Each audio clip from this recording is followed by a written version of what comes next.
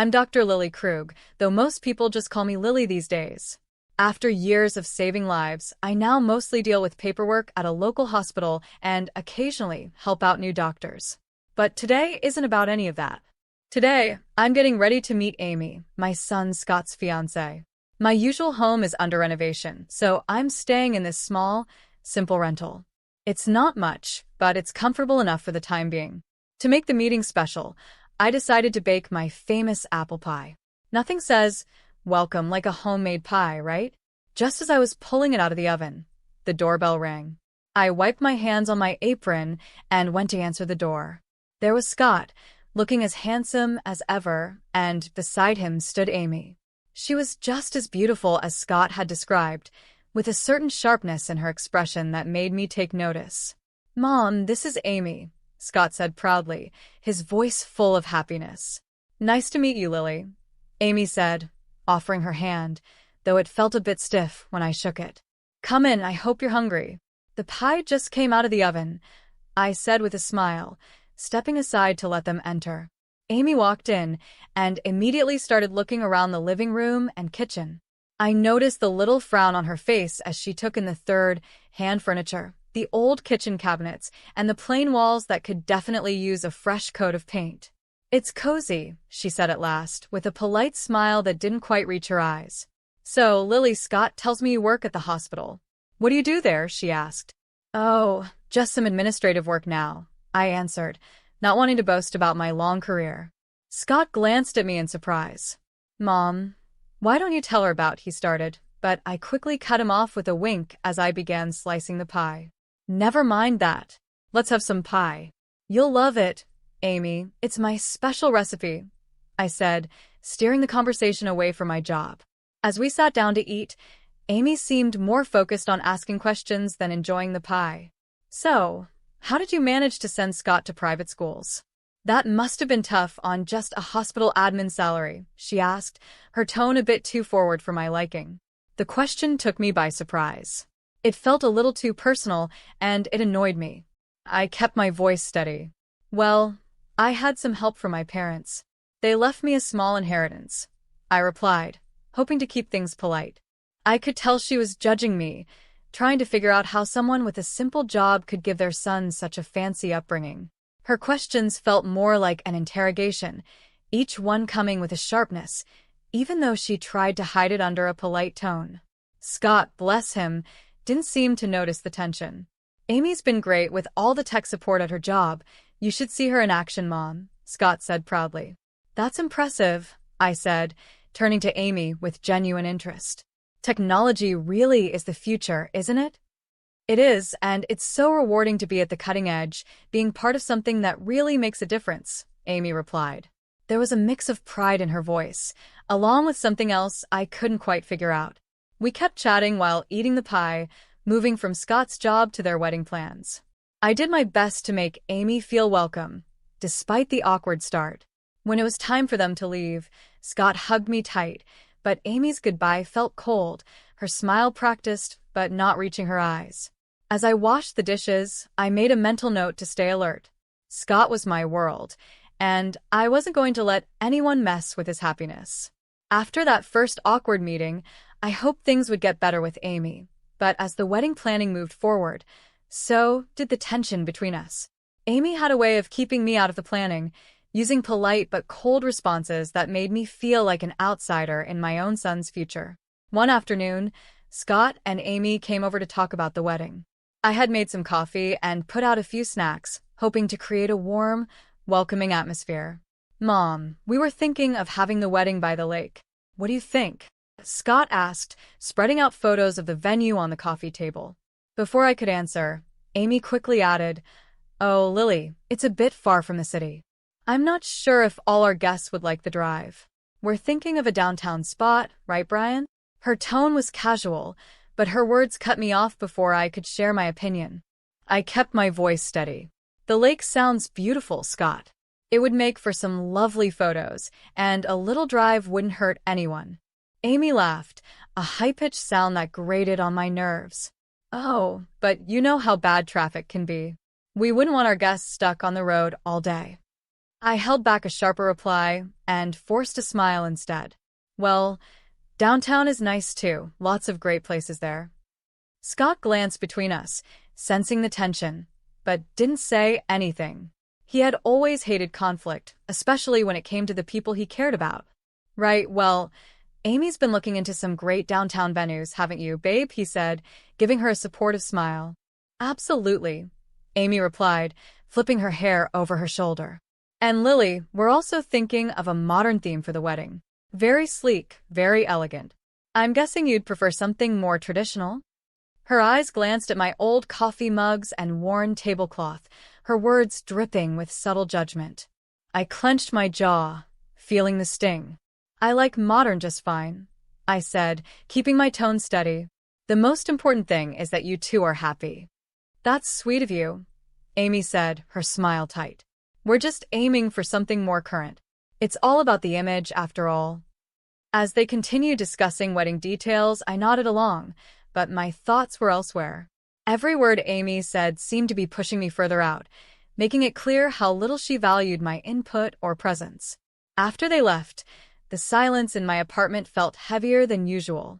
I was used to being alone, but this felt different. It was the feeling of being shut out of my own family. I poured myself a glass of wine and sat by the window, watching the streetlights flicker on. My heart was heavy with worry. I had always been the one Scott turned to for help, the one guiding him through life's challenges. Now, it felt like Amy was in control, steering him in a direction where I wasn't welcome.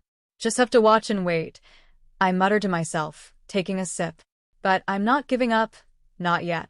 It was Scott's birthday, and even though things had been tense between us, I wasn't going to miss my only son's celebration. Amy had taken over planning everything, and somehow, my invitation had gotten lost in the shuffle. But a mother's place is by her son's side, especially on his birthday. So I decided to go anyway. I arrived at Scott's house with a small, carefully wrapped gift in my hands. The house was full of life, with laughter and music spilling out through the door. Taking a deep breath, I rang the doorbell, my heart pounding in my chest. Crashing a party was one thing, but crashing your own son's party without an invite? That was another level. Amy opened the door, and her smile faded a little when she saw me. Lily, what a surprise. We weren't expecting you. Her words stung, but I held my composure. Wouldn't miss my son's birthday. Where's Scott? He's around somewhere, she said, stepping aside reluctantly. Well, come in, I guess. The house was decorated in shades of blue and gray, a sleek modern style that clearly had Amy's touch. I walked through groups of people, none of whom I knew. They were all Amy's friends, young and trendy, laughing and clinking their glasses together. Finally, I spotted Scott, chatting with some people who looked like his coworkers. Scott, I called, my voice trembling slightly. He turned, and his face lit up when he saw me. Mom. You made it. He excused himself and came over, giving me a big hug. I wouldn't miss it for the world, I said, handing him the gift. Happy birthday, honey. Thanks, Mom. I'm so glad you're here. He looked genuinely happy, but there was a bit of confusion in his eyes, like he was wondering why I'd say that. Just then, Amy appeared beside us, her smile tight. Scott, your friends were asking about you, she said, then turned to me. Can I get you a drink, Lily? No thanks, I'm fine, I replied, feeling out of place as she maintained her polite but distant attitude. As the evening went on, I tried to mingle, but Amy's friends were a close-knit group. Every conversation felt strained, and Amy often stepped in to either pull Scott away or take over the conversation with stories of her job and their future plans. At one point, I overheard Amy talking to a friend. Her voice was just loud enough for me to catch. Yeah, it's a bit awkward that she showed up. I didn't think she'd come, considering the vibe. Her words felt like a slap. I wasn't just uninvited, I was unwanted. My presence was making her uncomfortable, maybe even embarrassing her in front of her friends. The realization hit hard, and I found myself retreating to a quiet corner, holding a drink I didn't even remember accepting. A little while later, Scott found me alone, his brow furrowed. Mom, are you okay? You seem a bit off. I forced a smile, not wanting to spoil his day with my feelings. Just a bit tired, that's all. It's been a long day. Do you want to stay longer, or would you like me to drive you home? His concern was real, but the last thing I wanted was to pull him away from his friends. No, you stay. Enjoy your party. I'll catch a cab, I said, standing up. I just wanted to see you and wish you a happy birthday in person. He hugged me again, looking a little worried. Thanks for coming, Mom. I love you. I love you too, honey, I said, holding back the sadness as I left the party. I love you too, baby. Always. With that, I slipped out the door, the sound of laughter echoing behind me as it closed. The night air was cold, but it was a relief compared to the warmth of a party where I felt like an outsider. The next morning, just one day before Scott's wedding, I was in my kitchen, the soft hum of the refrigerator the only noise in the quiet room. Then, I heard a knock at the door.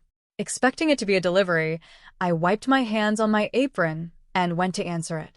To my surprise, it was Amy, standing there alone, her face serious, which didn't seem like a good sign. Amy, what brings you here this early? I asked, keeping my voice polite. Without waiting for an invitation, she stepped inside, her eyes quickly scanning my modest rented apartment, her disapproval barely hidden. Lily, I'll get straight to the point. I'm here to make things easier for everyone. I have a proposal for you, she said. Oh, I replied, my curiosity piqued, though I could feel a chill running through me. She pulled an envelope from her sleek, oversized purse and held it out to me. I'm offering you $3,000 to not come to the wedding tomorrow. We think it's for the best. I stared at her, not because I was shocked by the offer, but because she actually thought this was acceptable. And why would you think I'd agree to that? I asked. Her lips tightened into a frown. Let's be real, Lily. Your presence doesn't really fit with the kind of event we're planning. You know, with all the important guests we're expecting. My hands clenched at my sides, but I knew I had to play this smart. I'm sorry, I think I didn't hear you correctly, I said, tapping my ear, pretending like I hadn't understood. You want to pay me not to attend my own son's wedding? Why?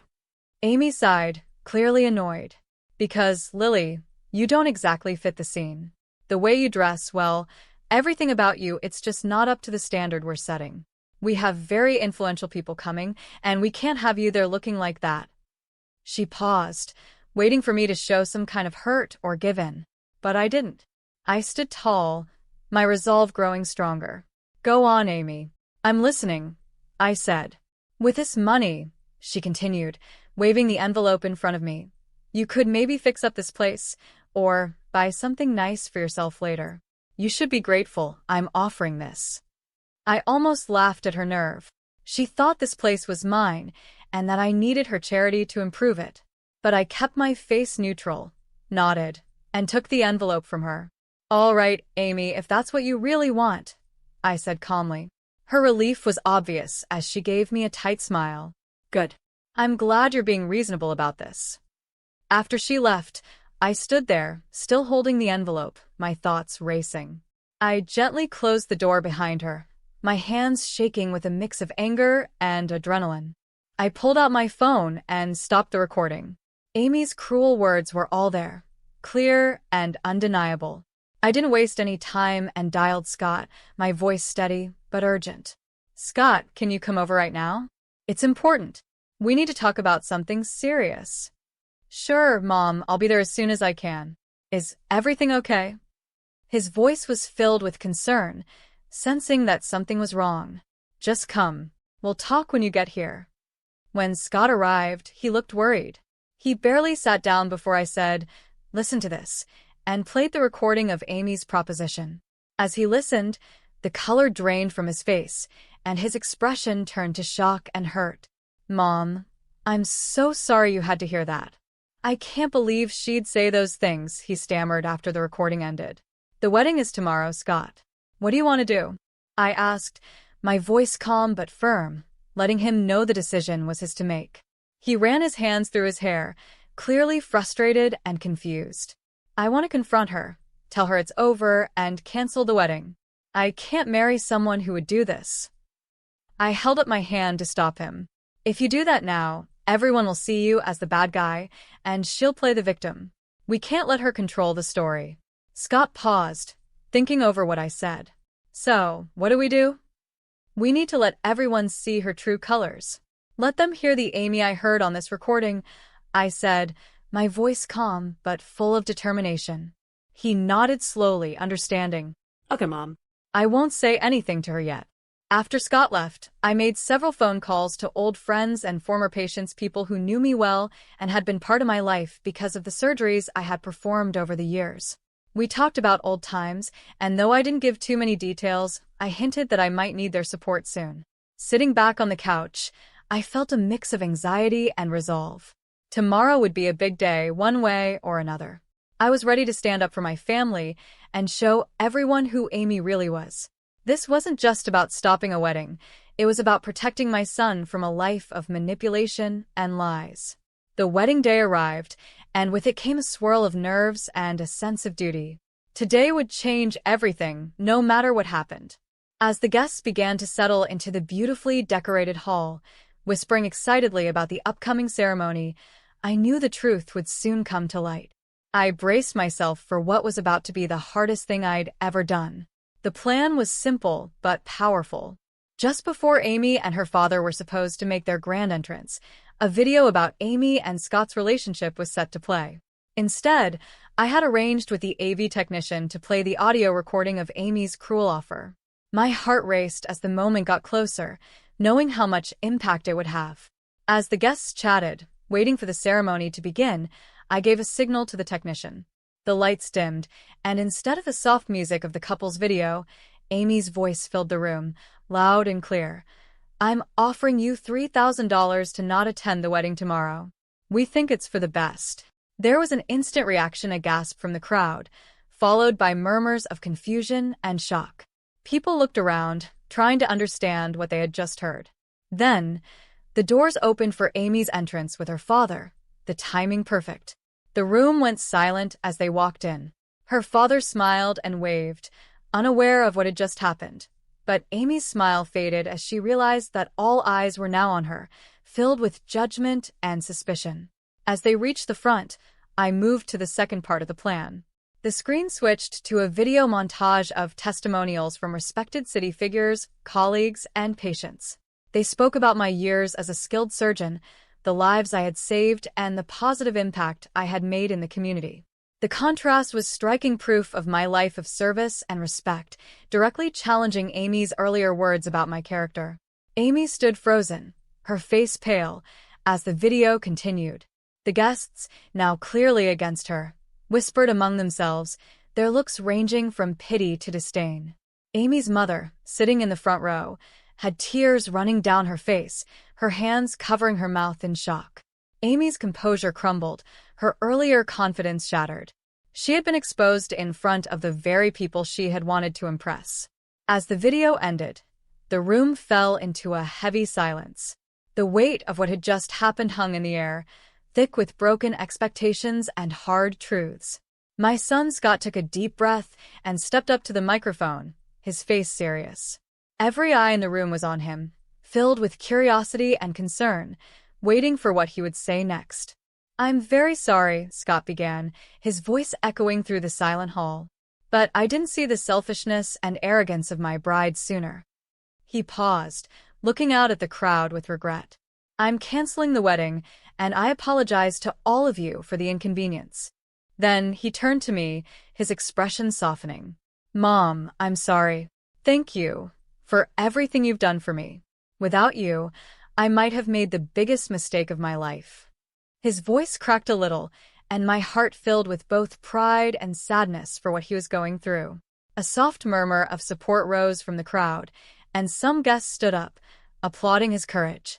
A tear slipped down my cheek as I watched my son, standing strong and showing the values I had always hoped to instill in him: integrity and strength. At that moment, Amy, who had been standing off to the side, broke down in tears. I didn't know about your mother's background, she sobbed, her voice desperate. This changes everything. Please, Scott, can we just talk about this? But Scott shook his head, his decision firm. There's nothing left to talk about, Amy. It's over.